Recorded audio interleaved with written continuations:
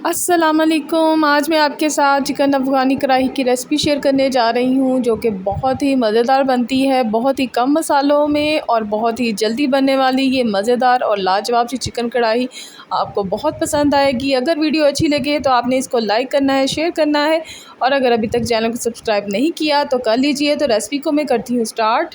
जी, तो यहाँ पे मैंने एक कढ़ाई ले ली है और इसमें मैंने शामिल कर दिया है 1 कप ऑयल का कुकिंग ऑयल शामिल कर दिया है 1 कप, और इसमें अब मैं शामिल करूँगी 1 किलो चिकन। तो यहाँ जो है मैंने चिकन को साफ़ कर लिया था और इस तरह से लेग पीस के ऊपर मैंने कट लगा लिए थे। तो अब जो है मैं इसमें 1 किलो चिकन शामिल कर रही हूँ। आँच जो है वो मेरी तेज़ है, तो तेज़ आँच पे जो है मैंने इस चिकन को फ्राई करना है, और इसको इतना फ्राई करना है कि जो चिकन है उसका पानी भी ड्राई हो जाए और चिकन अच्छी तरह से जो है ब्राउन हो जाए। यानी कि हमने इसको ज़रा सा फ्राई नहीं करना, हमने इसको अच्छा ब्राउन फ्राई करना है। जी, तो यहाँ पे जो चिकन है वो ज़बरदस्त सा फ्राई हो चुका है। देखिए माशाल्लाह कितना ज़बरदस्त लग रहा है और इसको ऐसे ही खाने का दिल चाह रहा है, लेकिन इसको ऐसे नहीं खाएंगे। और इसमें अब मैं शामिल कर रही हूँ हस्बे ज़ायक़ा नमक का। तो आपने नमक जो है अपने टेस्ट के हिसाब से शामिल करना है। और इसके बाद जो है मैंने इसमें शामिल कर दिया है 1 टेबलस्पून कुटा हुआ अदरक लहसुन, ये शामिल कर दिया है। आपने अदरक लहसुन इसमें फ़्रेश ही डालना है। तो ये शामिल करने के बाद जो है इसको मैं 2 से 3 मिनट तक जो है फ्राई करूँगी।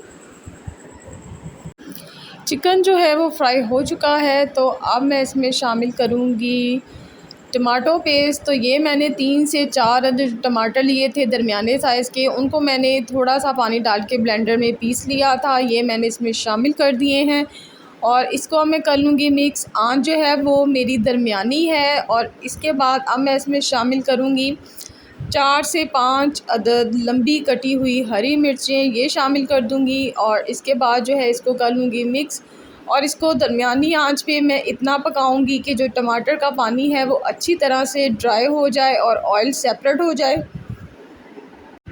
टमाटर का पानी खुश्क हो चुका है और ऑयल भी सेपरेट हो चुका है। और अब मैं इसमें शामिल करूँगी 1 कप दही का, और दही को शामिल करने के बाद जो है इसको मैं थोड़ा सा मिक्स कर लूँगी। आँच जो है वो मेरी दरमियाने से थोड़ी सी कम है, और इसको अब मैं कर लूँगी अच्छी तरह से मिक्स। और अभी से देखिए ये माशाल्लाह कितनी ज़बरदस्त लग रही है। और इसको मैं 10 मिनट के लिए कवर कर दूँगी ताकि जो चिकन है वो गल जाए, दरमियानी आंच से थोड़ी सी कम।